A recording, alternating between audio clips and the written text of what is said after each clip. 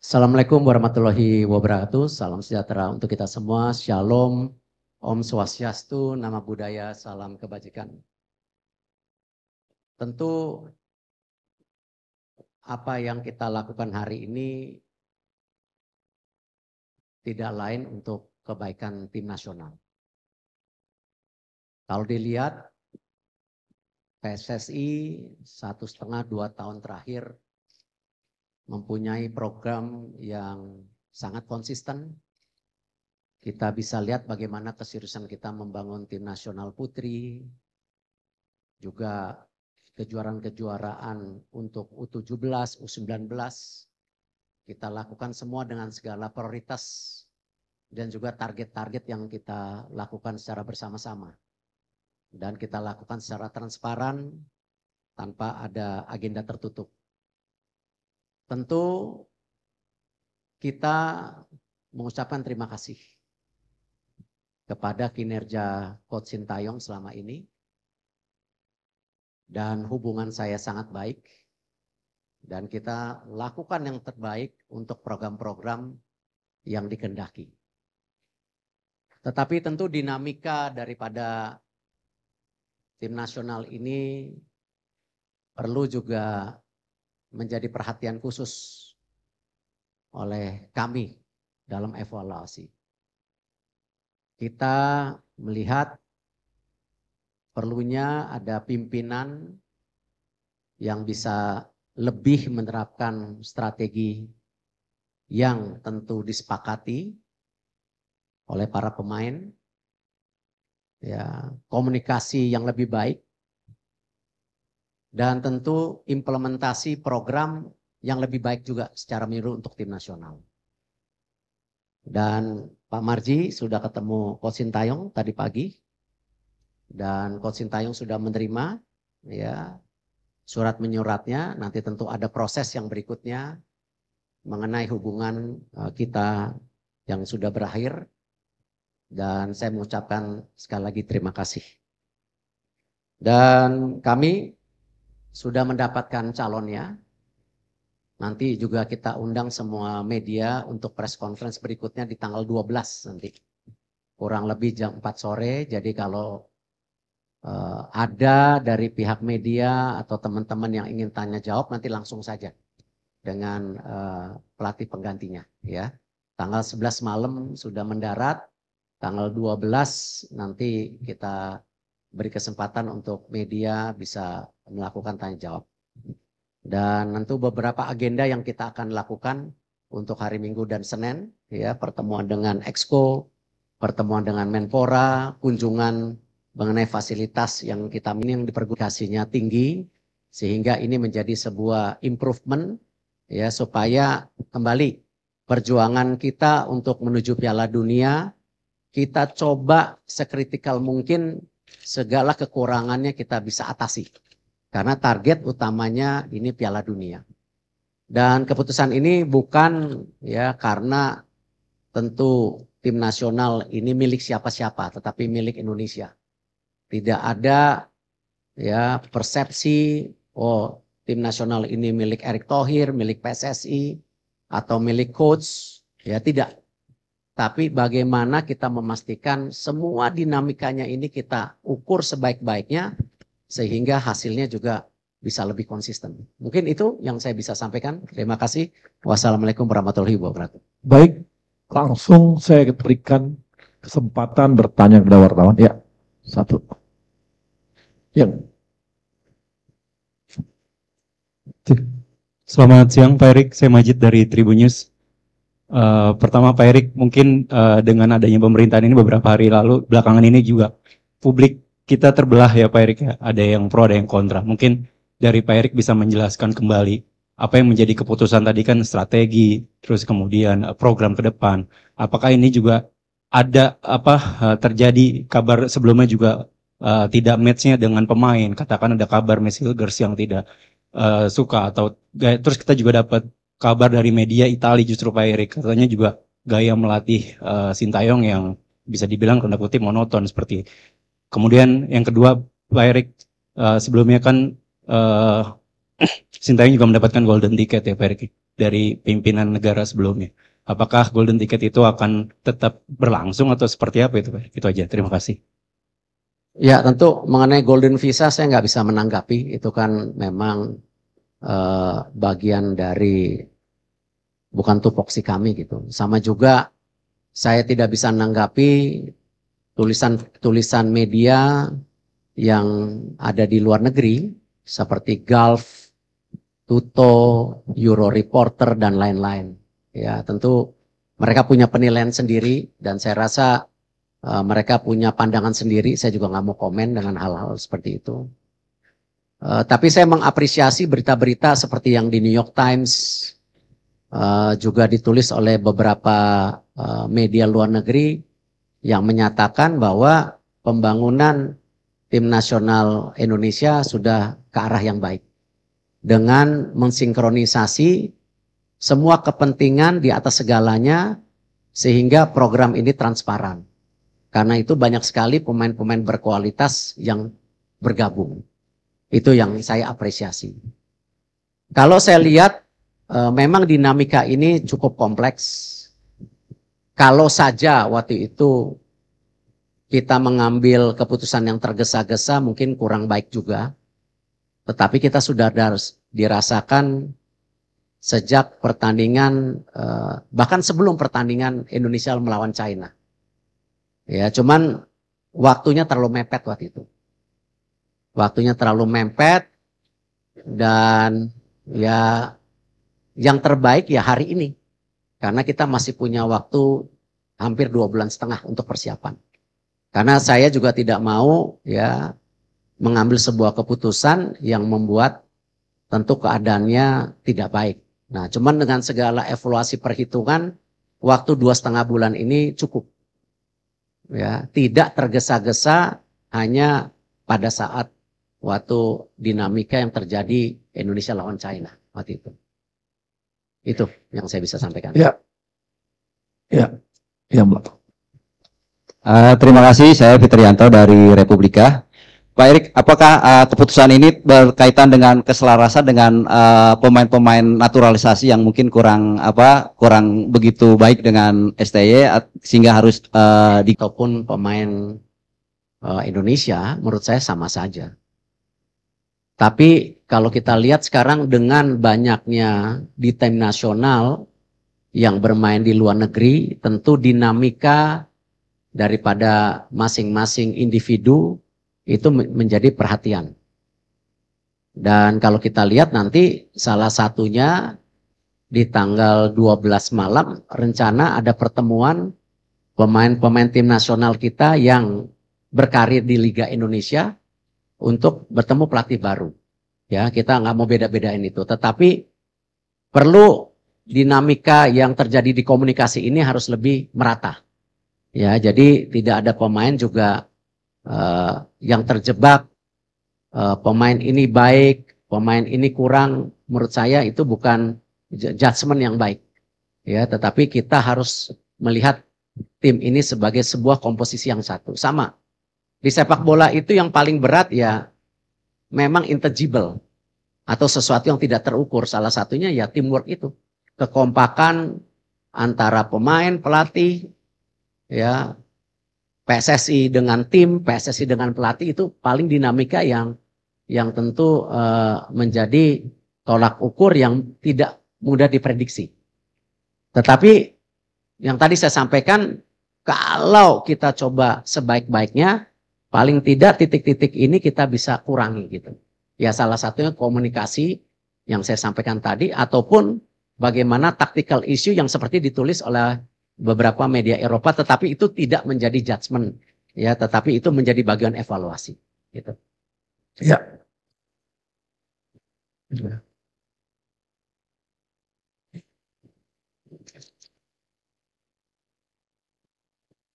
Mic-nya, tolong dibantu yang. Cek. Selamat siang Pak Erik, saya Sony dari Kumparan. Pak, ingin bertanya terkait detail kontraknya Pak, apakah ini putus kontrak sepihak atau bagaimana? Kemudian adakah kompensasi yang harus dibayarkan PSSI terhadap Sintayong? Karena kita tahu sebelumnya sudah ada kesepakatan sampai 2027 ya Pak. Terima kasih. Ya, semua kontrak kita harus hormati. Karena kalau kita ingin menjadi federasi yang kredibel, ya kita harus menjaga kesepakatan yang sebelumnya. Sama ketika kita memperbaiki Liga Indonesia, ya salah satunya kita menekankan kepada klub-klub. Ya kita nggak mau lagi ada isu mengenai pemain yang tidak dibayar, pelatih yang tidak dibayar. Karena itu salah satu yang kita dorong klub, standarisasi klub yang ada di Liga, klub licensing itu kita akan terapkan di tahun depan, bahwa klub-klub yang melakukan pelanggaran itu tidak hanya dikurangin subsidinya tetapi poinnya.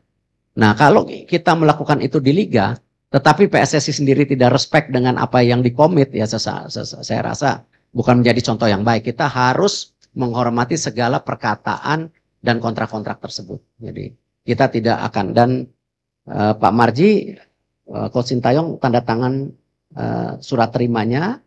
Nah, tentu nanti antara lawyer dan lawyer akan bicara untuk follow up kompensasi yang sesuai dengan nilai kontraknya gitu. Ya. Tapi poinnya kita harus respect dengan apa yang kita sepakatin.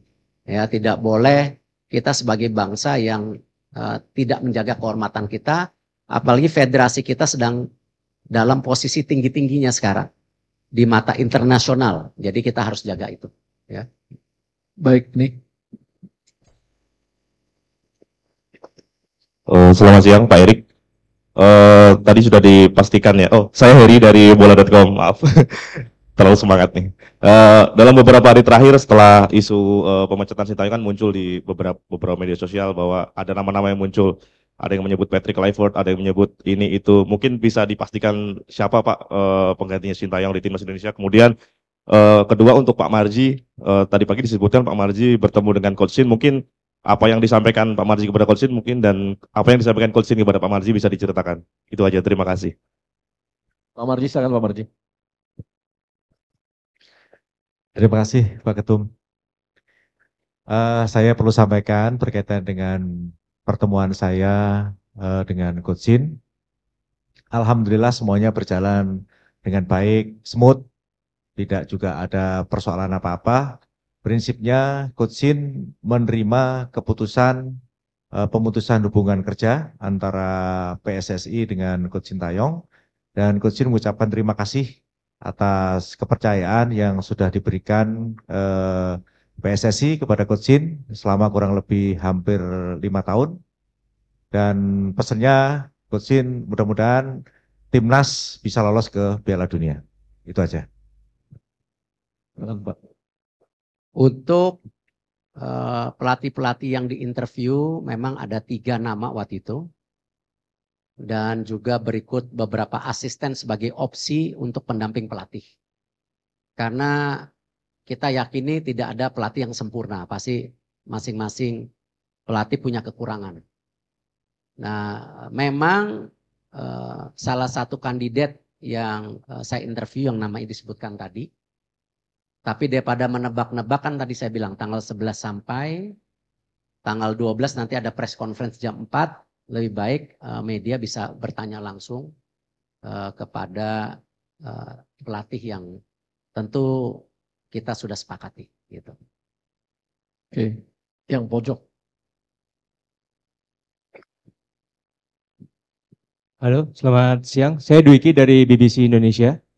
Saya mau bertanya, kan pergantian pelatih ini kan ada di tengah-tengah pada saat kualifikasi Piala Dunia yang sedang sebenarnya dalam posisi yang positif gitu ya. Sempat ada pemikiran nggak dari Pak Ketum dan juga tim PSSI keseluruhan bahwa jika mengganti pelatih di tengah jalan seperti ini akan menjadi blunder besar bagi PSSI? Seperti itu. Terima kasih. Saya rasa hal yang biasa. Memang untuk posisi kualifikasi Piala Dunia ini juga banyak negara-negara mengganti pelatihnya. Tinggal dihitung resikonya. Makanya tadi saya ceritakan kejadian di China itu sebelum pertandingan bahkan sudah terjadi dinamika yang cukup tinggi. Ya Pak Marzi, benar ya? Tapi kita berhitung-hitung, kalau itu dilakukan saat itu tentu jarak ke pertandingan berikutnya terlalu singkat. Dan hari ini yang terbaik karena kita masih punya waktu 2,5 bulan. Dan tentu resiko-risiko tetap ada. Tetapi lebih baik kita mengambil resiko daripada menyesal di kemudian hari. Nah, dan kita juga mencari tentu figur-figur yang tadi kita yakini bisa memberikan extra effort dari dinamika komunikasi, leadership, ataupun taktikal bermain yang bisa kita harapkan. Itu sih. Pak, sedikit lagi Pak, satu lagi Pak. Berarti apakah dengan kata lain bisa dibilang kegagalan di AFF menjadi faktor terbesarkah atau tidak sebenarnya? Gini, semua pertandingan yang kita ikutin ya pasti ada evaluasinya. Tadi saya bilang kan kita melihat dari pertandingan Indonesia-China. Memang dipikir terlalu ambisius, tapi tidak. Karena kita menghitung strategi-strategi atau target-target angka-angka kemenangan itu kan kita sudah hitung waktu itu. Ya, gimana kalau kita waktu itu kalah dengan Saudi? Ada press conference hari ini enggak? Ya, nggak usah diomongin, udah pasti gagal Piala Dunianya. Karena poinnya sudah tidak ada. Justru di 4 pertandingan berikutnya ini ya kita berharap kita menimba poin gitu. Jadi sekecil apapun yang menjadi tentu ini kita harus perbaikin. Itu yang kita harapkan. Ya, Ya, pojok. Ini orang bola. Yang itu, yang pojok itu pojoknya.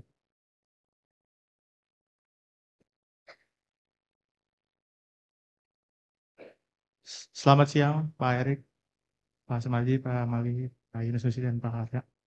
Saya Taufik dari FIFA Goal. Mau bertanya, tadi Pak Erik kan bilang sudah menginterview beberapa kandidat. Mungkin itu waktunya kapan Pak? Dan apakah di interview itu ada permintaan atau jaminan untuk meloloskan Indonesia ke Piala Dunia atau akan bisa menerapkan taktik permainan yang menyerang? Dan untuk yang kedua, tadi Bapak bilang kondisi tim memburuk sebelum lawan Cina. Apakah kondisinya tidak membaik Pak sebelum menang lawan Arab? Terima kasih. ya kemarin saya mendapat izin dari Bapak Presiden, walaupun gimana kan saya menteri ya. Jadi kalau traveling ke luar negeri saya izin, saya mendapat kesempatan 5 hari kemarin ke sebuah negara di Eropa untuk buka warung istilahnya, ya, interview dan lain-lain. Dari tanggal 25 sampai 30. Kesempatan itu yang saya lakukan karena memang dalam menginterview pelatih itu tidak bisa dilakukan melalui video conference karena tidak dapat chemistry-nya. Harus berduduk one on one dan bahkan sebenarnya yang saya tawarkan juga sengaja itu tanggal 25 yaitu hari Natal sebenarnya. Bukan saya tidak menghormati hari besar, cuman itu bagian kita juga mengetes keseriusan dan komitmen. Dan saya mendarat jam 6.10 pagi, jam 10 udah buka warung istilahnya. Ya dari 3 pelatih ada 1 yang datang. Nah itu yang saya lihat, wah ini poinnya lebih. Gitu, karena walaupun habis interview dia pulang lagi ke negaranya. Ya karena hari Natal kita harus hormatin itu. Dan saya juga tidak mau memakan waktu, biasanya interview 2 jam, 2 jam setengah cukup saya rasa. Kalau saya bicara detail mengenai dinamika ya saya rasa itu bukan hal yang perlu saya ceritakan detail. Takutnya nanti tadi hubungannya baik-baik kok. Ya saya respect Coach Sintayong, hubungannya baik gitu. Dan sepertinya tadi dilaporkan juga menerima dengan baik. Dinamika itu ada, tapi saya nggak mau bicara detail. Malah nanti menjadi dispute seakan-akan habis manis pah dibuang gitu loh. Ya saya nggak mau dalam itu. Karena apapun yang sudah dilakukan semua baik. ya. Dan saya berprinsip tidak mungkin tim nasional kita sampai sini mau yang putri, yang muda-muda, yang U17, U19, U23 tanpa program ya yang PSSI punya. Tapi PSSI menyadari tanpa pelatih yang baik tidak mungkin punya tim nasional yang baik.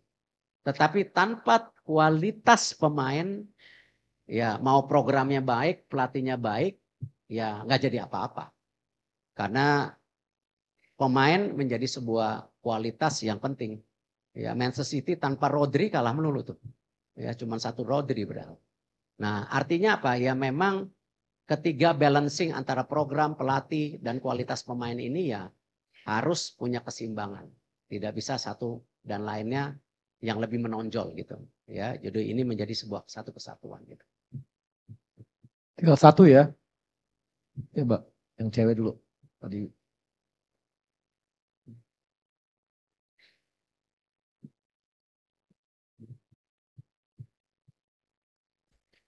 Assalamualaikum warahmatullahi wabarakatuh. Siang Pak, Niar dari RRI. Pertanyaannya, untuk pelatih yang baru nanti atau pelatih pengganti ini, apakah terpilihnya sebagai pelatih untuk timnas Indonesia sudah memenuhi standar dari filosofi sepak bola yang diinginkan oleh PSSI saat ini begitu? Karena kita tahu jargonnya sama ini adalah ingin membawa Garuda mendunia begitu Pak. Kemudian kita tahu juga bahwa selama ini Coach Sintayong tidak hanya memegang timnas senior, tapi beliau juga memegang timnas under 23 yang kita tahu akan beberapa waktu ke depan juga mungkin ada agendanya tertentu. Apakah nanti akan ada pelatih ad interim atau mungkin yang pelatih baru ini juga akan memegang tanggung jawab yang sama begitu? Terima kasih Pak. Coach Indra, Coach Nova juga ditargetkan Garuda mendunia. Kenapa setelah lolos AFC kita targetkan mereka untuk bisa qualified di kejuaraan dunia U17, U20. Nah nanti memang untuk tim pelatih itu di dalamnya ada komponen pelatih U23. Ya, jadi nanti kalau diumumkan nanti biar aja tanggal 12 itu ada pelatih kepala, ada beberapa asisten dan ada satu asisten untuk U23. Ya, tetapi mempunyai program yang sama U23 dan senior. Nah, memang kuncinya ketika kita ingin punya filosofi sepak bola seperti Jepang ataupun beberapa negara lain ya kita perlu waktu. Itulah kenapa diperlukan technical director nanti. Cuman ya memang tidak mudah juga mencari technical director karena memang ya ini perlu pendalaman daripada detail daripada persepakan bola Indonesia. Cuman yang menarik yang salah satunya saya titipkan bahwa selain target ya saya juga titipkan bahwa filosofi sepak bola ini mesti dibangun dari senior dan U23 dan itu disanggupi tentu dengan waktu-waktu juga perlu support dari banyak pihak tentunya. Para pelatih yang saya interview sudah mengerti targetnya. Dan beberapa juga yang punya nama di dunia sepak bola tidak mungkin bergabung ke sebuah negara hanya sekedar mencari kerjaan. Ya, tetapi mereka pasti mempunyai target personal ya di mana tentu ingin menjadi bagian sejarah legacy yang kita miliki gitu, yaitu lolos ke Piala Dunia. Ya, terakhir di SCTV. Selamat siang Pak Erik. Satu pertanyaan Pak, ada isu mengenai tekanan dari mafia bola untuk menggantikan Coach Sintayong sebagai pelatih Pak. Ada juga yang bilang Pak Erik ditekan juga dari Exco untuk mengganti pelatih Pak. Apakah ini benar Pak? Makasih Pak. Saya rasa semua tidak benar karena kalian tahu saya ini pemimpin yang tidak bisa ditekan-tekan. Bagaimana PSSI bersama Liga melakukan perbaikan match fixing, itu tekanannya jauh lebih berat gitu. Ya. Tetapi kalau kita lihat Liga 1 sekarang bisa berjalan dengan baik, saya belum dengar yang alarm bunyi masih di Liga 2. Ya. Tapi apa yang kita perbaikin di Liga 1 itu ya tentu dengan adanya VAR, dengan ada kepemimpinan pelatih yang juga bisa dipercaya, itu kita lakukan gitu. Nah Liga 2 menyusul tahun depan. kita juga akan ada sistem VAR. Jadi saya rasa saya bukan tipe pimpinan yang takut ditekan-tekan. Saya percaya apa yang kita jalankan untuk kebaikan semua. Kita kerja lillahi ta'ala, ya insya Allah. Ya, saya rasa apa yang kita kerjain sekarang juga tentu semuanya dimudahkan kalau Allah Subhanahu wa taala bisa membantu ini semua gitu. Tapi intinya ya kita harus kerja keras, tidak bisa hanya menerima keadaan dan mengharapkan hasilnya bagus, saya rasa tidak ada. Ya, kita harus kerja keras, kita berdoa, diberikan kemudahan, itu insya Allah hasilnya baik gitu. Ya. Yang belakang ini, yang baju biru ya. Tes, coba. Hendra Pak dari Berita 1. Pak, terkait oleh ini Pak, kapan rencananya sidang naturalisasi oleh ini Pak? Apakah memungkinkan kalau bisa cepat memungkinkan nanti main di Maret Pak? Yang kedua Pak, infonya PSSI sudah menghubungi Michael Baker Pak untuk dinaturalisasi. Ini benar nggak Pak kabar ini Pak? Itu aja ya. Terima kasih. Ya, oleh insya Allah proses surat menyuratnya sudah lebih advance dibandingkan Jaro Rinworld. Kita juga sedang meng-approach Jaro Rinworld untuk gabung juga ke tim nasional. Tapi apakah keburu di bulan Maret kita lihat dulu gitu. Tapi kalau Baker kita sudah cek agak sulit karena bukan sesuai dengan regulasi FIFA yaitu ibu bapak atau kakak neneknya. Kita lagi masih mencari suratnya tapi belum menemukan surat dia qualified sesuai aturan FIFA. Gitu. Baker kan? Ya. Maunya sih mau, bagus. Tingginya 189, bisa main midfielder juga. Ya. Thank you very much. My name is Reski from C Today. I have a question is what is the main reason for this change despite of the rise of our national team level in the FIFA rank? And the second is, and for the next candidate or the next coach, what is the expectation or the main focus of this improvement of the national team? Thank you. Hiring the next coach is the same. As we explained before, we are targeting to qualify to World Cup. And all the candidates that we interviewed during the 5 days I was in Europe, basically most of them agree this is the target. This is why they agree to join the interviews. They have a readiness to become the legacy on both sides, not only we as the countries, but also them as the personals.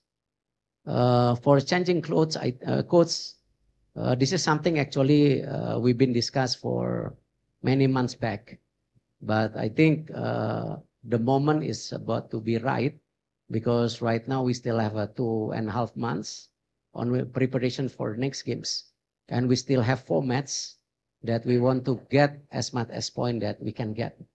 The dynamics of the communication is one of the issues that we put in, but also we feel we need a coach that also can help on the tacticals.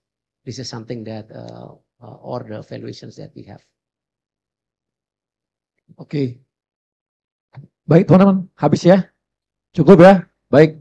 Terima kasih teman-teman atas perhatiannya dan terima kasih pada Pak Ketum, Pak Waketum, Pak Marji, Pak Sekjen semua. Terima kasih semua wartawan.